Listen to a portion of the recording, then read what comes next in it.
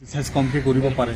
সেইকাৰণে মই ভাবিছোঁ যে মই এই পদত তাত নৈতিক অধিকাৰ নাই, পাৰ্টীৰ মৰাল ৰেছপনচিবিলিটি লৈ নৈতিক অধিকাৰ স্বীকাৰ কৰি মই পদত মানে ধৰি লওক এতিয়া বহুতে কৈছে যে ইলেকশ্যনৰ পিছত কংগ্ৰেছ দলটো AIDF দলটো শেষ হৈ যাব, কংগ্ৰেছে এনেধৰণৰ অভিযোগ কৰি আছিল। গতিকে আপুনি ক'ৰবাত বেলেগলৈ কিবা ডাইৰেক্ট আৰু পোনপটীয়াকৈ সুধিছোঁ, যোৱাৰ কিবা চিন্তা চৰ্চা কৰিছে নেকি? চাওক, এইবিলাক কথা মিডিয়াত আমিও শুনিছোঁ। কোনো ধৰণৰ কংগ্ৰেছৰ মানুহৰ লগত মোৰ যোগাযোগ হোৱা নাই, ময়ো কৰা নাই, তেখেতেও কৰা নাই। কোনো ধৰণৰ এইবিলাক কথা প্ৰশ্নই নুঠে। এইবিলাক কিছুমান মানুহৰ মনে সজা কিছু কাহিনী মিডিয়াত আমি দেখা পাইছোঁ, কিন্তু সেইটো আমি ষ্ট্ৰংলি কণ্ডেম কৰিছোঁ যে এনেকুৱা কোনো কথা নহয়। আজি আপোনালোকৰ সন্মুখত কৰিছোঁ, মই সৰ্বভাৰতীয় সংযুক্ত গণতান্ত্ৰিক মৰ্চাত আছোঁ, মই মৌলানা বদৰুদ্দিন আজমল চাহাবৰ লগত আছোঁ। কিন্তু কথাটো হ'ল যে মোৰ যিখিনি ৰেছপনচিবিলিটি, পাৰ্টি এটা হাৰিছে, কোনোবাই দায়িত্ব ল'ব লাগিব। এই বিপৰ্যয়ৰ দায়িত্বটো কোনোবাইতো ল'ব লাগিব। সৰ্বভাৰতীয় সংযুক্ত গণতান্ত্ৰিক মৰ্চাত যিহেতু মই এই দলৰ সন্মুখৰ পৰা নেতৃত্ব দিছোঁ, সন্মুখৰ পৰা ফাইট কৰিছোঁ, মোৰ বোধ হৈছে যে যিখিনি মই দায়িত্ব লৈছিলোঁ, যিখিনি মই ফাইট দিছিলোঁ, মই ব্যৰ্থ হৈছোঁ। মোৰ ব্যৰ্থতা স্বীকাৰ কৰি আৰু এই পৰাজয়ৰ নৈতিক দায়িত্ব স্বীকাৰ কৰি মই পদত্যাগ কৰিছোঁ, দলৰ পৰা পদত্যাগ কৰিছোঁ। বিধায়ক ডাঙৰীয়া, আপোনাৰ তাত সাংগঠনিক সম্পাদকৰ দায়িত্ব আছিলে, আপুনি কৈছে যে নৈতিক দায়িত্ব স্বীকাৰ কৰি আপুনি পদত্যাগ কৰিছে বিষয় বাবৰ পৰা। দ্বিতীয় কথাটো হৈছে আপোনাতকৈ উচ্চ আসনৰ আছে ব্যক্তি আজমল ডাঙৰীয়া নিজৰ সভাপতি, তেওঁ আপুনি বিচাৰে নেকি যে ফেক্ট ফাইণ্ডিং হোৱাৰ আগতে তেওঁ নিজৰ দলীয় বিষয় বাবে দিব লাগে? চাওক, মইতো এই মুহূৰ্তত মই সভাপতিত্ব ক'ব নোৱাৰিম যে আপুনি পদত্যাগ কৰে। এতিয়া কথা কোনে ৰেছপনচিবিলিটি ল'ব, কোনে ৰেছপনচিবিলিটি নল'ব, সেইটো বেলেগ কথা। মই ফিল কৰিছোঁ, মোৰ অন্তৰাত্মাই কৈছে যে তুমি ব্যৰ্থ হৈছা, তোমাৰ যি দায়িত্ব আছিল সেই দায়িত্ব তুমি পালন কৰিব পৰা নাই।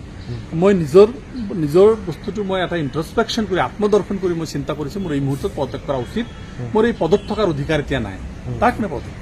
আৰু বহুতে কৈছে যে আপোনাক এটা এমাউণ্ট দিয়া হৈছিলে যাতে আপুনি ধুনীয়াকৈ খৰচ কৰিবৰ কাৰণে নিৰ্বাচন কেন্দ্ৰিক, আপুনি খৰচ নকৰিলে বুলিও বিভিন্নজনে আচলতে ক'ব বিচাৰে, তেনেকুৱা ধৰণৰ বুবু বাবা এটা আপোনালোকৰ মজিয়াটো চলিছে অভিযোগ। এইবিলাক কথা কোনে কাক কেনেকৈ কৈছে এইবিলাক কথা আমি নাজানো। এনেকুৱা অভিযোগ মোৰ তাত অহাও নাই, পাৰ্টীৰ প্ৰেচিডেণ্টেও কোৱা নাই, বেলেগ পাৰ্টীৰ মাজত আলোচনাও হৈছিল নে নাজানো, মোৰ সন্মুখত কোনো কৰা নাই। আৰু আমি সেইকাৰণে আজি বেয়া লাগিছে যে ইমান বছৰ মই দলত থাকিলোঁ, দলত একদম ফ্ৰণ্টৰ পৰা নেতৃত্ব দিলোঁ, আজি মই ব্যৰ্থ হৈছোঁ আৰু এই ব্যৰ্থতাটো স্বীকাৰ কৰিব লাগিব। আৰু এই ব্যৰ্থতাটো স্বীকাৰ নকৰিলে এটা একঘেয়েমী হ'ব, মই পদটোক খামোচ কৰি ধৰি থকা হ'ব। ন' ডাউট মই এইটো 5 তাৰিখ ৰাতি 6 তাৰিখ ৰাতিপুৱাই মই এইটো ৰিজাইন দিছোঁ। জাষ্ট 4 তাৰিখ ৰিজাল্ট হৈছে, 5 তাৰিখ মই সমষ্টিৰ পৰা ইয়াত আহিছোঁ, আহি সিদিনাখন ৰাতি মই ৰিজাইন দিছোঁ। এইটো তাৰ আগতে মোৰ কাৰো লগত আলোচনা হোৱা কিবা কাৰণ দৰ্শাই এইটো কথা নহয়। এইটো কেনেবাকৈ লিক হৈছে, 4-5 দিন পিছত আজি লিক হৈছে। এইটো মই প্ৰেচিডেণ্টক দিছিলোঁ, পাৰ্টি অফিচত জমা দিছিলোঁ, বাৰু আমাৰ পাৰ্টিৰ 1-2জনক আমি দিছিলোঁ যে মই ৰিজাইন দিলোঁ, আপোনালোকে বেয়া নাপাব। আৰু মই পাৰ্টিত আছোঁ, দলত আছোঁ, দলৰ হৈ কাম কৰিম, দলকো শক্তিশালী কৰিব লাগিব, ৰাইজৰ মাজত যাব লাগিব, আমাৰ ভুলবিলাক বিশ্লেষণ কৰিব লাগিব, এই ভুলৰ পৰা আকৌ শুধৰণি কৰিব লাগিব। কিন্তু দলৰ বিপৰ্যয়ৰ সময়ত আপুনি এটা গুৰু দায়িত্বত আছিলে, আপুনি দায়িত্ব অধিক ল'ব লাগিছিলে, ৰাইজৰ মাজলৈ লৈ যোৱাৰ কাৰণে আপুনি কৰে, কিন্তু আপুনি সেইখিনি সময়ত যদি বিষয় বাবে ই আৰু ক্ষতি ফাৰ্ডাৰ এটা ক্ষতি নকৰিব নে?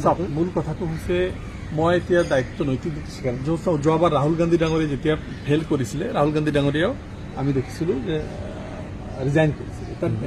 It does not means Rahul Gandhi ডাঙৰীয়াই কংগ্ৰেছ এৰি গুচি গৈছে। এইবাৰ ফাৰ্ণাণ্ডেজ মহাৰাষ্ট্ৰ তেখেতেও ৰিজাইন কৰিছে দলৰ দায়িত্বত থাকি। ইট ডাজ নট মিন যে ফাৰ্ণাণ্ডেজে বিজেপি এৰি গুচি গৈছে।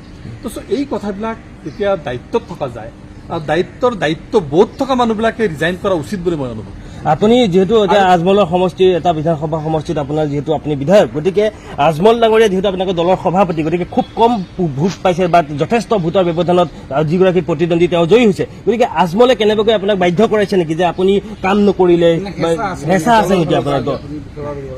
মৌলানা বদৰুদ্দিন আজমল চাহাবৰ মই একান্ত ক্ল'জ মানুহ, আপোনালোকে চবে জানে। আৰু মোৰ সমষ্টিত যোৱা 3টা লোকসভা নিৰ্বাচনত মই মোৰ সমষ্টিৰ পৰা বদৰুদ্দিন আজমল চাহাবক হাইষ্ট ভোট দিছোঁ। যোৱা 3টা পাৰ্লামেণ্টাৰী ইলেকশ্যনতে মই হাইষ্ট ভোট দিছোঁ। মোৰ সময়তো মই 1,36,000 ভোট পাইছোঁ। ডেট মিনছ প্ৰায় 78,000 ভোটত মই জিকিছোঁ। It was big balance. কিন্তু এইবাৰ কিয় মই মাত্ৰ 40,000 ওচৰা-ওচৰি ভোট পালোঁ, এইটো এটা বিশ্লেষণৰ বিষয় যে গোটেই ভাৰতবৰ্ষতে মুছলিম মানুহখিনি মোদী ডাঙৰীয়াক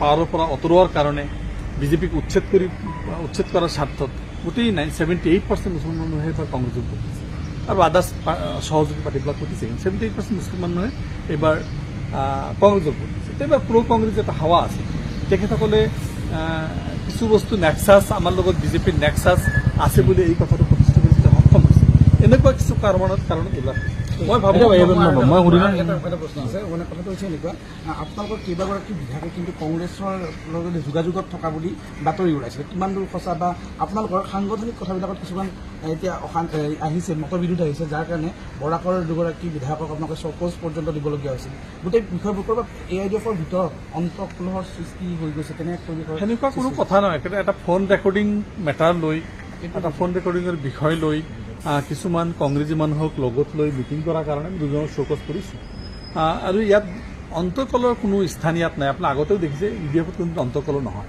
আমি সকলোৱে একেলগে আছে এটা টিম হিচাপত কাম কৰি আছোঁ মোৰ এই ৰিজাইনটোক লৈ ইমান চিৰিয়াছ হৈছে বিভিন্নজনে বিভিন্ন মতামত দি আছে কিন্তু মইতো মৰাল ৰেছপনচিবিলিটি লৈ কৰিছোঁ নৈতিক দায়িত্ব স্বীকাৰ কৰিহে কৰিছোঁ দলপতি যোৱা নাই দলপতি নাযাওঁ আগতে আপুনি কংগ্ৰেছ কৰিছিলে গতিকে ক'ৰবাত কংগ্ৰেছলৈ AIDF যিহেতু অকণমান এতিয়া বেকফুটত আহিছে বিভিন্নজনে কৈও আছে যে AIDFৰ চৰিত্ৰটো মানুহে বুজি পাইছে সেইটো কাৰণে 3টা সমষ্টিতে AIDFক প্ৰত্যাখ্যান কৰিছে গতিকে সেইবিলাক চাই পূৰ্বৰ আপোনাৰ কংগ্ৰেছৰ কৰিছিলে যিহেতু ভূপেন বৰাই যিটো বিচাৰিছিলে সেইটোৱে হ'বলৈ গৈ আছে জনতাৰ যিটো জনাদেশ সেইটো আমি স্বীকাৰ কৰি লৈছোঁ পাব্লিক মেণ্ডেটটো আমি এডমিট কৰিছোঁ এইটোক আমি অপ'জ নকৰোঁ পাব্লিকে যেতিয়া আমাক দূৰত ৰাখিছে ন' ডাউট আমাৰ কিবা ভুল হৈছে আৰু সেই গোটেই ভুলখিনি খৰচি মাৰি আলোচনা কৰাৰ স্বাৰ্থত মই যদি নিজে অৰ্গেনাইজেশ্যনৰ দায়িত্বত থাকি যদি মই বিচাৰি থাকোঁ তেতিয়াহ'লে নহ'ব সেইকাৰণে মই যেতিয়া পদবীৰ পৰা নাথাকিম আৰু যিখিনি